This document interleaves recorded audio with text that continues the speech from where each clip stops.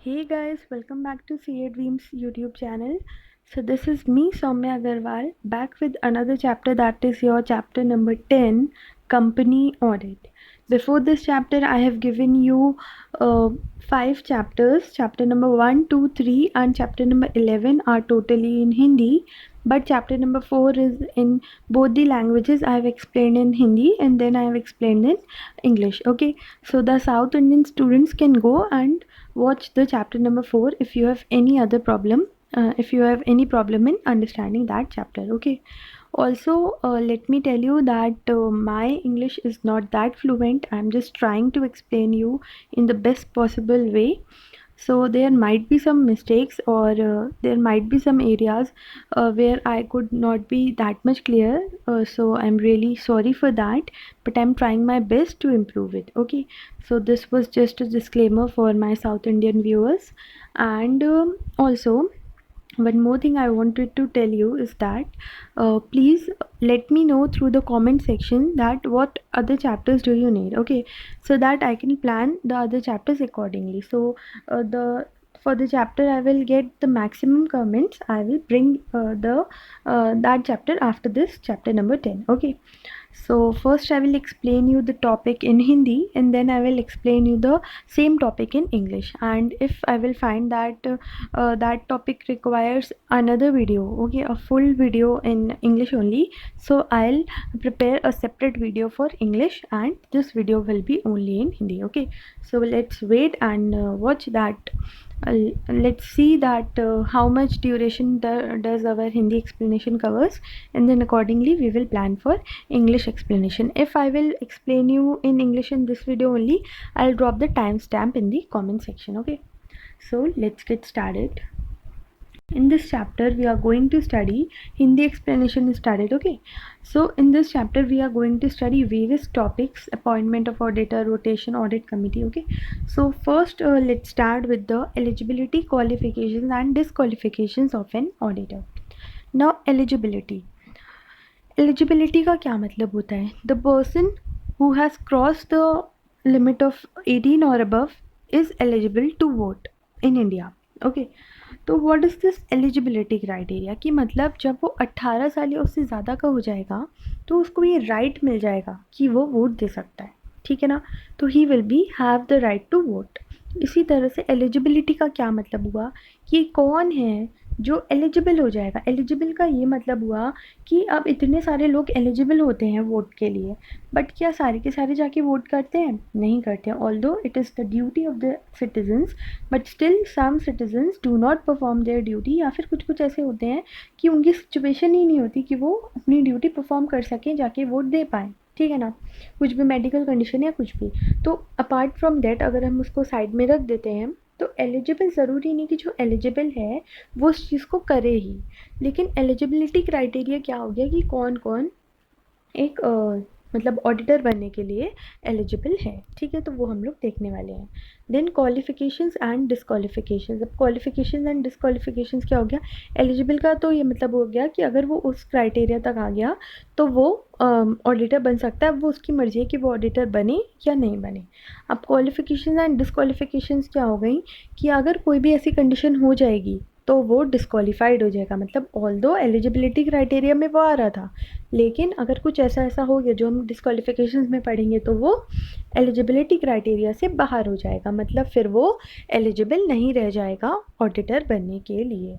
ठीक है, ये सिर्फ कंपनी की बात हो रही है, यहाँ पे आप अपना इंटरनल ऑडिट वाला टॉपिक मिक्स मत करना. Okay, so the provisions relating to eligibility, qualifications and disqualifications of an auditor are governed in section number 141 of the Companies Act 2013. The main provisions are stated below. तो ये जो हमारा section number है eligibility, qualification and disqualification का, ये section number 141 है. अब जैसा कि आपने लॉ में भी सुना होगा, सेक्शन नंबर कोट करके आना it's a very very good habit. आपको ऐसा करना चाहिए, इससे आपके मार्क्स जो है वो इंक्रीज़ होते हैं. लेकिन अगर आपने गलती से भी सेक्शन को 141 की जगह 142 कर दिया तो आपको मिलेगा 00, फिर वो आगे का आंसर पढ़ेगा भी नहीं आपका एग्जामिनर, ठीक है। तो प्लीज़ अगर आपको ये सेक्शन नंबर याद नहीं आ रहा हो तो मत कोट करना, लेकिन गलत सेक्शन नंबर कोट नहीं करना है। अगर पक्का पक्का याद आ रहा है तभी कोट करो। तो एलिजिबिलिटी, क्वालिफिकेशंस एंड डिस्क्वालिफिकेशंस का क्या सेक्शन नंबर है? Section number 141। 141 आप कैसे याद रखोगे? अगर आप एलिजिबल ही नहीं हो वोट देने के लिए तो क्या आप जाके वोटिंग कर पाओगे? नहीं। तो फर्स्ट आपकी क्या होनी चाहिए? फर्स्ट आपकी जो रिक्वायरमेंट है वो ये है that you should be eligible to vote. इसी तरह से अगर वो ऑडिटर बनने के लिए एलिजिबल ही नहीं होगा तो वो क्या खाक ऑडिट करेगा? क्या वो खाक ऑडिटर बन पाएगा? तो that is why it is our first requirement. तो इसलिए आपको जब भी सेक्शन नंबर 141 आएगा तो फर्स्ट क्या होना चाहिए? वो एलिजिबल होना चाहिए एंड वो डिस्क्वालीफाइड नहीं होना चाहिए। तो हमारा सेक्शन नंबर 141 क्या है? Eligibility, qualifications and disqualifications. I hope I am clear. Okay, now let's read out the provisions. So the main provisions are stated below. A person shall be eligible for appointment as an auditor of a company only if he is a chartered accountant. अगर वो एक CA होगा वो सिर्फ और सिर्फ तभी eligible होगा। इंटरनल ऑडिट को रिलेट करो, वहाँ पे हम लोगों ने क्या पढ़ा था? वहाँ पे हम लोगों ने पढ़ा था कि चाहे वो CA हो, चाहे वो कॉस्ट अकाउंटेंट हो, चाहे वो प्रैक्टिस में हो चाहे ना हो, या कोई भी प्रोफेशनल हो जो बोर्ड ने अपॉइंट किया हो, लेकिन यहाँ क्या आपको कहीं कुछ दिख रहा है ऐसा? नहीं। तो इसका मतलब सिर्फ और सिर्फ वही ऑडिटर बन सकता है जो एक CA हो, एक चार्टर्ड अकाउंटेंट हो। Okay, now it may be noted that a firm whereof majority of partners practicing in India are qualified for appointment as aforesaid may be appointed by its firm name to be the auditor of a company. अब इन्होंने दूसरी बात क्या बोल दी? It may be noted that a firm, वो कोई ऐसी फर्म जहाँ पे मेजॉरिटी ऑफ पार्टनर्स क्या हो, प्रैक्टिसिंग कहाँ कर रहे हो? इंडिया में, तभी वो क्वालिफाइड है for appointment as opposite may be appointed by its firm name to be the auditor of a company. तो यहाँ पे हम लोगों की किसकी बात हो गई? यहाँ पे हमारी ये हो गई कि अगर फर्म जो है वो अगर ऑडिटर होगी, ठीक है, एक फर्म है, अगर हमें फर्म को ऑडिटर रखना होगा तो उसके मेजॉरिटी ऑफ पार्टनर्स एक तो CA होने चाहिए, साथ ही में majority of partners practising in India होने चाहिए, तभी वो ऑडिटर बन पाएंगे, वरना वो कंपनी के ऑडिटर नहीं बन सकते। ये ऑडिट फर्म की बात हो रही है यहाँ, ठीक है ना। तो हमारे पर्सन के लिए क्या है कि वो चार्टर्ड अकाउंटेंट होना चाहिए, और जहाँ पे फर्म है तो majority of the partners, majority मतलब ग्रेटर देन 50%, ठीक है ना। तो वो क्या होने चाहिए? प्रैक्टिसिंग इन इंडिया होने चाहिए, ठीक है। Now where a firm including a LLP partnership is appointed as an auditor of a company, only the partners who are chartered accountants shall be authorized to act and sign on behalf of the firm. ये वाला जो point है ये बहुत ही ज़्यादा important है, because आप अपनी RTPs या पास्ट एग्जाम क्वेश्चंस उठा के देखोगे तो उसमें क्वेश्चंस आपको मिलेंगे कि ऐसे करके उन्होंने पूरा दिया होगा, where a firm including a LLP is appointed as an auditor of a company, all the partners who are chartered accountant, all the partners of the LLP shall be authorized to act and sign on behalf of the firm। ये आपको दिया होगा, तो आपको लिखना है no this statement is incorrect. सिर्फ वही पार्टनर्स जो एक चार्टेड अकाउंटेंट हैं, सिर्फ वही ऑथराइज्ड हैं to act and sign on behalf of the firm. जो चार्टेड अकाउंटेंट नहीं है वो नहीं कर सकता है साइन, ठीक है ना। Okay, now under subsection number 3 of section number 141 along with rule 10, the following persons shall not be eligible for appointment as an auditor of a company। अब हमारी यहाँ पे क्या आ गई? यहाँ पे हमारी डिसक्वालिफिकेशंस आ गई। क्या आ गई? यहाँ पे डिसक्वालिफिकेशंस आ गई, मतलब कि वो बंदा जो हम लोगों ने एग्जाम्पल लिया था वो बंदा 18+ है, ठीक है, 18+ है, लेकिन फिर भी वो डिस्क्वालीफाइड हो जाएगा वोट के लिए। तो मतलब एलिजिबिलिटी क्राइटेरिया में फॉल कर रहा था वो जो पर्सन था, बट बिकॉज ये सारी डिस्क्वालिफिकेशन अट्रैक्ट हो गई या इनमें से कोई एक डिस्क्वालिफिकेशन अट्रैक्ट हो गई तो उसकी वजह से वो एलिजिबल नहीं रहेगा एक ऑडिटर बनने के लिए, ऑल्दो वो एक CA है, लेकिन बिकॉज इन सारी कंडीशंस में से किसी एक में वो फॉल कर रहा था इसलिए वो ऑडिटर नहीं बन पाएगा। आई होप आप लोगों को कोई दिक्कत नहीं आ रही है समझने में, ठीक है। तो अब हम लोग बारी बारी एक एक डिस्क्वालिफिकेशन को डिस्कस करेंगे, एंड इसके बाद में मैं ये वाला जो टॉपिक है ये यहाँ पे हमारा एंड हो जाएगा, ठीक है। काफ़ी लेंदी है, नो प्रॉब्लम, फिनिश तो करना ही है। चलो, let's start with the disqualifications. So, a body corporate other than a limited liability partnership registered under the LLP Act 2008. क्या बोला इन्होंने?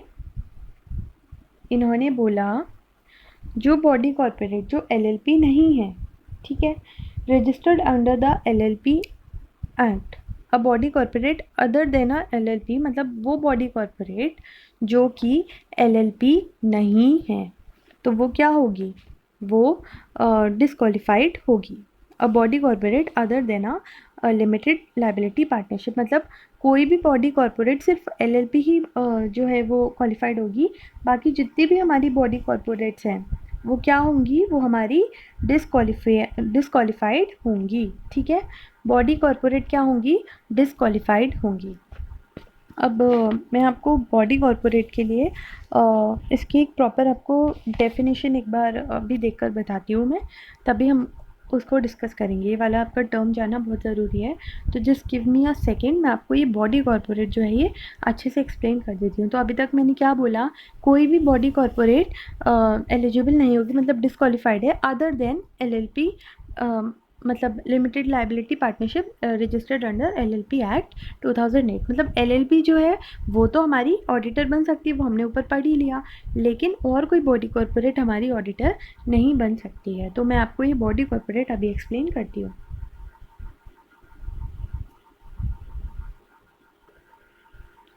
ये मैंने आप लोग के लिए कॉपी कर दिया बॉडी कॉर्पोरेट का जो डेफिनेशन है गूगल से। Yes, मैंने गूगल किया because I found that it is necessary to explain you this definition. See, इन्होंने यहाँ पे दिया है body corporate broadly means a corporate entity which has a legal existence. तो कोई भी कॉरपोरेट एंटिटी जो लीगली एग्जिस्ट करती हो वो बॉडी कॉरपोरेट कहते हैं। तो ये जो बॉडी कॉरपोरेट है इसमें क्या क्या आता है हमारा? Private company, public company, OPC, small company, LLP, foreign company, and जितनी भी हमारी जो भी मतलब ऐसी एक तरह से कंपनी का ही दूसरा नाम बॉडी कॉरपोरेट है।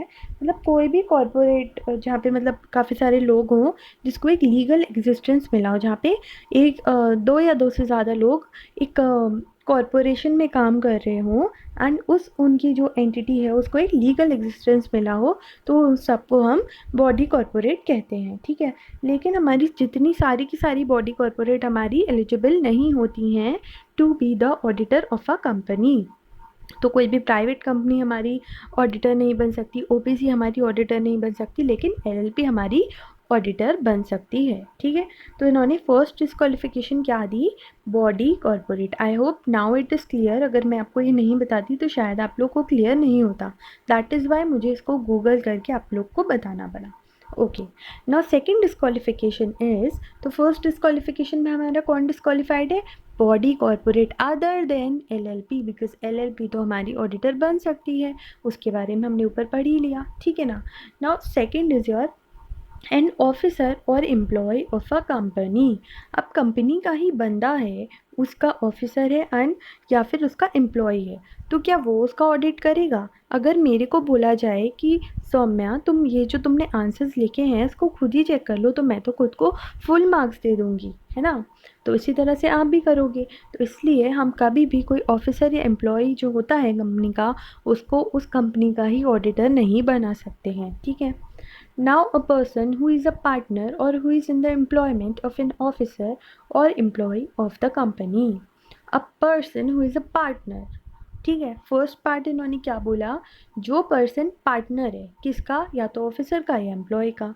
अब मेरा जो पार्टनर होगा, ठीक है, मेरा जो पार्टनर होगा तो वो भी तो मेरी हाँ में हाँ ही मिलाएगा। अगर मैं बोलूँगी अपने पार्टनर से कि मेरी कॉपी चेक कर दो, तो वो मेरे हिसाब से ही मुझे मार्क्स देगा, बिकॉज वो मेरे से मिला हुआ होगा। हम दोनों के बीच का जो बॉन्ड होगा वो इतना अच्छा होगा कि वो मेरे अंदर गलतियाँ निकालेगा ही नहीं, है ना। तो क्या हो गया? A person who is a partner of an officer और एम्प्लॉय ऑफ अ कंपनी और who is in the employment. अब कोई मेरे अंडर काम कर रहा है, ठीक है, तो मैं उसकी क्या हूँ? मैं उसकी सुपीरियर हूँ, वो मेरे अंडर काम कर रहा है। अब मेरे को ऊपर से ऑर्डर्स आए हैं किसी भी चीज़ के लिए, या फिर ये कह लो कि वो मेरा असिस्टेंट है, ठीक है, तो मेरा असिस्टेंट भी तो मेरा ही कहना मानेगा ना। तो अगर आप कोई भी जो ऑफिसर या एम्प्लॉय का ही जो सबॉर्डिनेट है, जो उसके अंडर काम कर रहा है, ठीक है, अगर आप उसको ऑडिटर बना दोगे, लाइक सपोज हेल्पर को, जो आपके कंपनी का एम्प्लॉय है उसके हेल्पर को आप अगर ऑडिटर बना दोगे, तो वो क्या उसके खिलाफ कुछ बोलेगा? उस कंपनी के खिलाफ नहीं बोलेगा, ठीक है। तो हमारी थर्ड डिस्क्वालिफिकेशन क्या हो गई? ऑफिसर या एम्प्लॉय का पार्टनर, या फिर और who is in the employment of an officer और एम्प्लॉय ऑफ द कंपनी, ठीक है ना। तो हमारा क्या हो गया? और who is in the employment of an officer और एम्प्लॉय ऑफ अ कंपनी, या फिर उसका पार्टनर हो, ठीक है। तो ये हमारे हो गए, हमारी 3 डिस्क्वालिफिकेशंस यहाँ हो गए, ठीक है।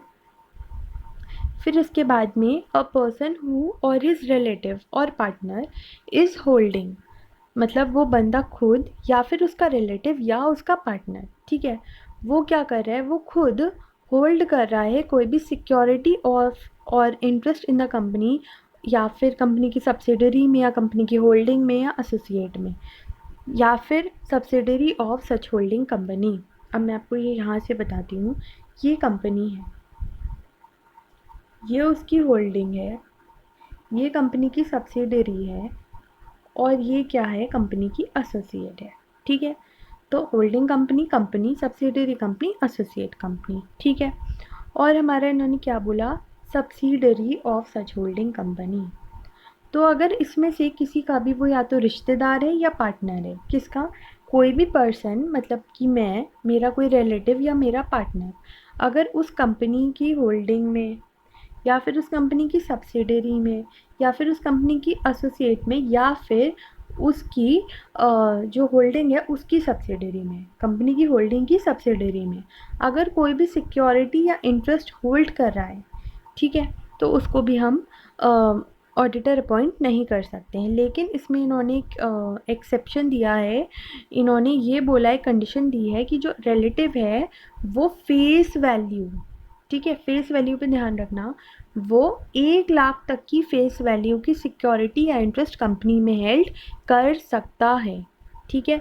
लेकिन ये वाली जो इन्होंने कंडीशन दी है सिर्फ रिलेटिव की दी है। अब आपको केस स्टडी में ये लोग कंफ्यूज करेंगे ये कह के कि मिस्टर एक्स ने फेस वैल्यू 50,000 तक की सिक्योरिटी कंपनी में होल्ड कर रखी है, और वो ये क्लेम कर रहे हैं दैट बिकॉज ऐसे ऐसे उनको जो है वो, मतलब कंपनीज एक्ट ने 1 लाख तक की सिक्योरिटी को बिकॉज उन्होंने बोला है कि होल्ड कर सकते हैं, तो इसलिए वो एलिजिबल होंगे।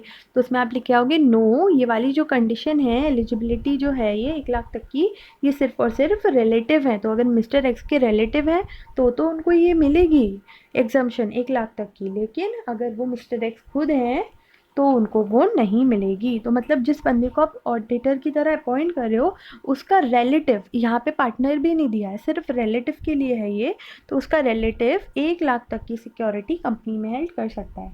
एंड इसमें अगेन फेस वैल्यू वर्ड बहुत इंपॉर्टेंट है। फेस वैल्यू क्यों इंपॉर्टेंट है? बिकॉज वो एक जगह आपको देंगे फेस वैल्यू, और ब्रैकेट में ऐसे करके दे देंगे 5,000 @10 ईच, ठीक है, और दूसरी जगह दे देंगे अमाउंट 1,20,000। तो आप लोग कंफ्यूज हो कि ये मत लिखाना 1,20,000, ध्यान रखना फेस वैल्यू का अमाउंट क्या। अब यहाँ पे फेस वैल्यू का अमाउंट क्या होगा? 5,000 @10 का मतलब 50,000, तो फेस वैल्यू हमारी 50,000 ही तो हुई, तो इसलिए हमारा जो रिलेटिव है वो एलिजिबल हो जाएगा, ठीक है। तो मतलब वो डिस्क्वालीफाइड नहीं होगा अगर उसने सिर्फ और सिर्फ 1 लाख तक की ही सिक्योरिटी होल्ड कर रखी है। लेकिन अगर रिलेटिव की जो सिक्योरिटी है वो 1 लाख से एक्सीड हो जाएगी, तो वो कहाँ आ जाएगा?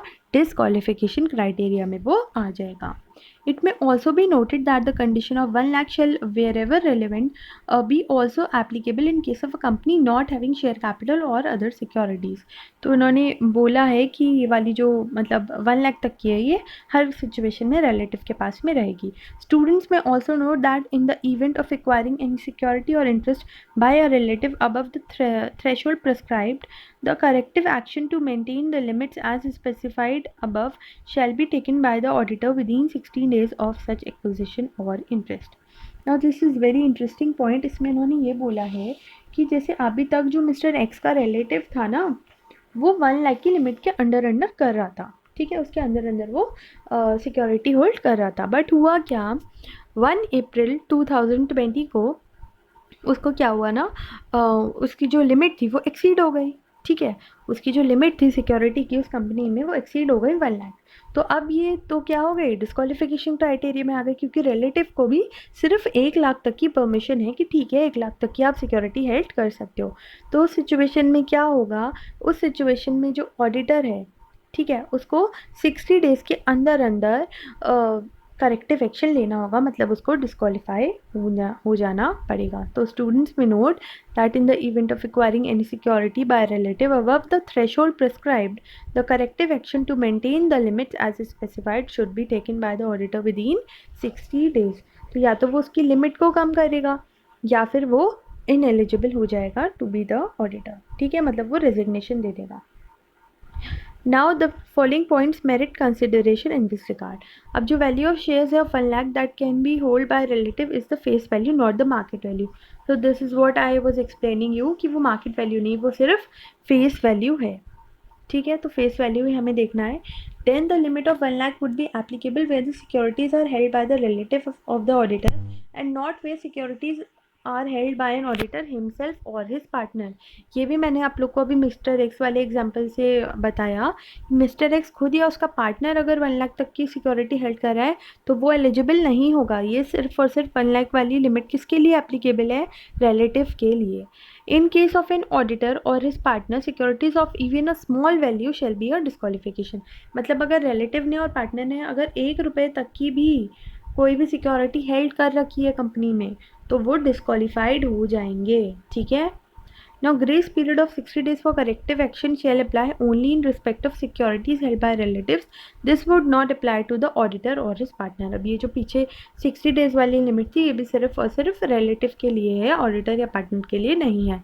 वो तुरंत की तुरंत जैसे ही उन्होंने 1 रुपये की भी सिक्योरिटी हेल्ड करी तुरंत की तुरंत वो डिस्क्वालीफाइड हो जाएंगे। ठीक है, अब ये जो रिलेटिव है, रिलेटिव में कौन कौन आएगा, तो रिलेटिव में आएगा anyone who is related to another as a member of HUF, husband wife, father जिसमें स्टेप फादर भी आते हैं, मदर जिसमें स्टेप मदर भी आती हैं, सन जिसमें स्टेप सन भी आता है, सन्स वाइफ, डॉटर, डॉटर का हस्बैंड, ब्रदर जिसमें स्टेप ब्रदर भी आता है, सिस्टर इंक्लूडिंग स्टेप सिस्टर भी है। ठीक है, अब इसमें आप लोग को एक बात बहुत अच्छे से ध्यान रखनी है कि स्टेप डॉटर नहीं है यहाँ, तो स्टेप डॉटर यहाँ नहीं है, इस बात का बहुत अच्छे से ध्यान रखना। रिलेटिव की डेफिनेशन में स्टेप डॉटर नहीं है, स्टेप फादर भी है, स्टेप मदर भी है और स्टेप ब्रदर भी है, लेकिन स्टेप डॉटर नहीं है। ठीक है, ओके, स्टेप सिस्टर है बट स्टेप डॉटर रिलेटिव नहीं है। अब यहाँ पे उन्होंने कुछ एग्जाम्पल्स दिए हैं, तो एग्जाम्पल्स क्या है, mister A practising chartered accountant है, वो होल्ड कर रहे हैं सिक्योरिटी। अब ये मिस्टर ए खुद होल्ड कर रहे हैं, ना तो उनका रिलेटिव ना पार्टनर। ठीक है, और पार्टनर भी अगर होता तब भी वो डिस्क्वालीफाइड होता।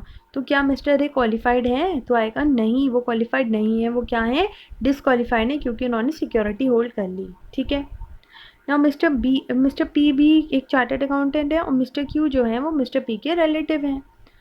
तो mister Q the relative of mister P, अब यहाँ रिलेटिव होल्ड कर रहा है up to the face value of 90,000।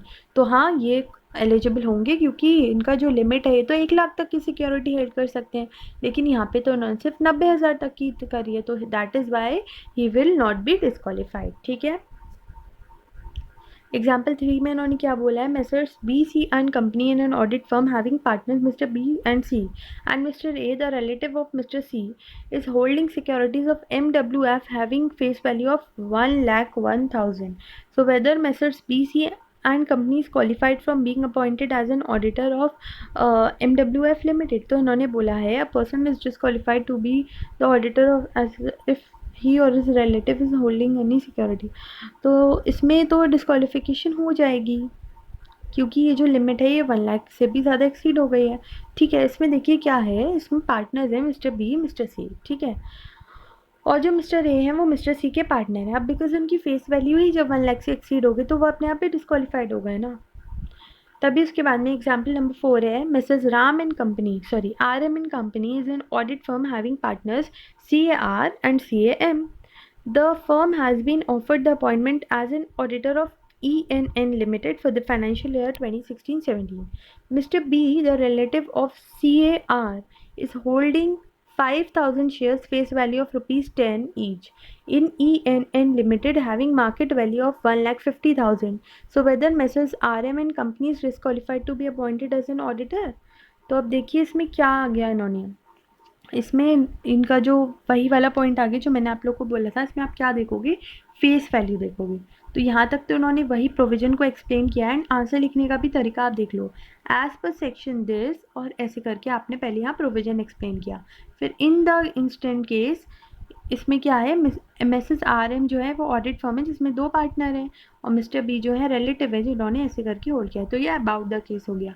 अब इन्होंने यहाँ पे कंक्लूजन दिया। तो इसी तरह से आपको अपने कंपनी ऑडिट के एंड लॉ का भी अगर आपका पेपर है 3 पार्ट्स में अपने क्वेश्चन को डिवाइड करना है, provision, in the given case, then conclusion. ठीक है, तो बिकॉज यहाँ पे इनका जो फेस वैल्यू है ये अगेन 1 लाख से कम है तो इसलिए ये डिस्क्वालीफाइड नहीं है, तो ये क्योंकि ये लिमिट्स में फॉल कर रहे हैं। ठीक है, फिर इसके बाद में आपका सेकंड वाला जो पॉइंट आता है वो क्या आता है, वेट, ये सेकंड पॉइंट यहाँ से आया, ओके, मेरिट कंसिडरेशन में से ही आया है।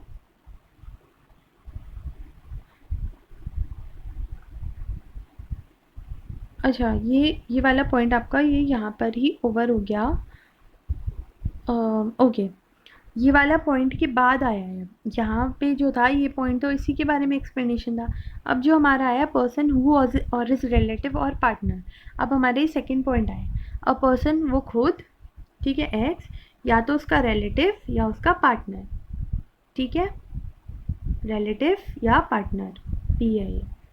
तो अभी तक हम लोगों ने किसके बारे में बात की था, सिक्योरिटी की। अब हम बात कर रहे हैं या तो मिस्टर एक्स खुद या उसका रिलेटिव या partner is indebted to the company और इट्स सब्सिडरी और इट्स होल्डिंग और एसोसिएट और subsidiary of such holding company. तो यहाँ पे भी वही चीज़ आ गई, is indebted to the company, तो या तो उसकी होल्डिंग या उसकी सब्सिडरी या उसकी एसोसिएट या उसकी होल्डिंग की सब्सिडरी।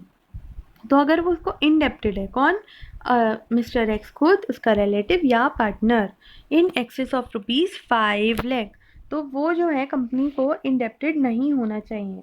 कंपनी को इनडेप्टेड का मतलब यहाँ पे हो गया एक तरह से डायरेक्ट इनडेप्टनेस। ठीक है, तो अगर वो इनडेप्टेड है कंपनी को या उसकी होल्डिंग को या सब्सिडरी को या एसोसिएट को या होल्डिंग की सब्सिडरी को इन एक्सेस ऑफ ₹5 लाख, तो वो क्या हो जाएगा, डिस्क्वालीफाइड हो जाएगा। अब ये वाली जो 5 लाख की लिमिट है ये मिस्टर एक्स पे भी है, उसके रिलेटिव पे भी है, उसके पार्टनर पे भी है। यहाँ पे ऐसा कुछ नहीं है कि सिर्फ और सिर्फ रिलेटिव के लिए। तो अगर वो डायरेक्ट इनडेप्टनेस में है तो क्या होगा, मतलब कंपनी के साथ में वो डायरेक्ट इनडेप्टेड है। ठीक है, उसने कंपनी से लोन ले रखा है या कुछ भी ले रखा है, 5 लाख तक का है वो, तो वो क्या है, क्वालिफाइड है। लेकिन 5 लाख से एक्सेस हो गया तो वो डिस्क्वालीफाइड हो जाएगा। अब उसके बाद में हमारा थर्ड है, हैज़ गिवन अ गारंटी और provided any security in connection with the indebtedness of any third person to the company और इट्स सब्सिडरी और होल्डिंग एसोसिएट और subsidiary of such holding in excess of ₹1 lakh. तो यहाँ तो हो गया कि वो खुद लायबल था कंपनी के लिए, is indebted to the company, मतलब मिस्टर एक्स जो था वो कंपनी को खुद लायबल था। अब यहाँ पे क्या हुआ, यहाँ पे या तो उसने गारंटी ली या फिर उसने क्या किया, सिक्योरिटी दी है थर्ड पर्सन के अगेंस्ट, कि जो एक्स है, ठीक है, तो एक्स की जो क्रश थी, एक्स की क्रश वाई मान लेते हैं, ठीक है, तो एक्स की जो क्रश थी वाई, उसको क्या चाहिए थे, उसको चाहिए थे पैसे, तो वो गई कंपनी के पास में कि कंपनी मुझे आप लोन दे दो। ठीक है, लेकिन कंपनी ने कहा कि ओ भाई एक्स, हम आपको कैसे लोन दे दें, आप हमें मतलब कुछ गारंटी तो दो इस बात की कि आप हमारा पैसा वापस कर दोगे। तो मिस्टर एक्स आए, अब इनकी क्रश थी तो ये भैया कैसे क्रश को ऐसे जाने देते, तो इन्होंने थोड़ा सा अपना इम्प्रेशन झाड़ने के लिए कंपनी से क्या कहा कि मैं वाई की गारंटी लेता हूँ कि वाई जो है आपका पैसा आपको वापस कर देगी। ठीक है, तो एक तरह से क्या हो गया, ये तो डायरेक्टली इंडेप्टेड थी कंपनी के लिए, लेकिन ये क्या हो गया, ये इनडायरेक्टली इंडेप्टेड हो गया कंपनी को। तो या तो उसने गारंटी दी या फिर उसने कोई सिक्योरिटी ली है, सिक्योरिटी दी है इन connection with the indebtedness of any third person. ठीक है, तो उस केस में ये इनडायरेक्ट इंडेप्टनेस हो गई और वो क्या हो जाएगा, वो अगर इनडायरेक्ट इंडेप्टनेस अगर 1 लाख से एक्सीड कर गई, 1 लाख तक तो ये अपनी शानपंथी दिखा सकते हैं, लेकिन 1 लाख से अगर ज़्यादा हो गया तो फिर ये ऑडिटर नहीं बन सकते हैं। ठीक है, फिर उसके बाद में हमारी नेक्स्ट डिस्क्वालिफिकेशन आई, तो ये सब हमारा क्या था, या तो कंपनी खुद या उसका रिलेटिव या पार्टनर। तो सिक्योरिटी वाली बात कहाँ तक थी, सिर्फ रिलेटिव तक थी। फिर इसके बाद में हमारी direct indebtedness relative partner and person खुद। फिर हमारी इनडायरेक्ट इंडेप्टनेस में रिलेटिव पार्टनर एंड पर्सन खुद। तो हमारी जो डायरेक्ट इंडेप्टनेस है वो कब तक की हो सकती है, 5 लाख तक की, और इनडायरेक्ट इंडेप्टनेस 1 लाख तक की। ठीक है, तो अगर वो 1 लाख से ज़्यादा हो जाएगा तो वो डिस्क्वालीफाइड हो जाएगा, लेकिन 1 लाख तक अगर वो इंडेप्टेड है, मतलब इनडायरेक्ट इंडेप्टनेस है वो, तो वो क्या हो सकता है, ऑडिटर बन सकता है। ठीक है, फिर इसके बाद में अ पर्सन और a firm who were directly और indirectly has business relationship with the company और इट्स सब्सिडरी होल्डिंग, ये तो वही सारे पॉइंट्स हैं। ठीक है, of such nature as may be prescribe. तो बिजनेस रिलेशनशिप का क्या मतलब हुआ,